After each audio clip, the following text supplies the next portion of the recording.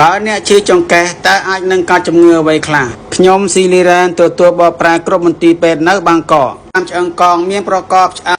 54321ប្រកបដោយឆ្អឹងត្រគាកនិងឆ្អឹងចង្កេះមានប្រវែងនឹងមានសរសៃប្រសាទនិងខួរឆ្អឹងវាមានសាច់ដុំខ្នងមកភ្ជាប់បរិវេណនេះវានឹងមានអាការៈឈឺនៅតំបន់ចង្កេះវាក៏អាចត្រូវឈឺពីសាច់ដុំបានដែរឆ្អឹងសរសៃប្រសាទឬខួរឆ្អឹងដូច្នេះតើយើងត្រូវបំបែកដោយរបៀបណាតើការឈឺចាប់បណ្ដាលមកពីអ្វីបើអ្នកគ្រាន់តែឈឺនៅផ្នែកខាងក្រោមខ្នងបរិវេណអ្នកវានឹងកើតចេញមកពីសាច់ដុំឬមានការរលាកនៅតាមសន្លាក់ឆ្អឹងពេលណាដែលមានរោគសញ្ញាឈឺដល់ខ្នងចាក់ដល់ជើងពួកសរសៃប្រសាទពណ៌លឿងទាំងនោះអ្វីដែលយើងឃើញគឺការពាក់ព័ន្ធគ្នាប្រសិនបើមានអ្វីនៅជុំវិញសរសៃប្រសាទនេះញ៉ាប់មកពិនិត្យថាបណ្ដាលមកពីសាច់ដុំឬសរសៃប្រសាទបើចង់មកពិនិត្យតាក់ទងខ្ញុំទុកមុនបានសូមអរគុណ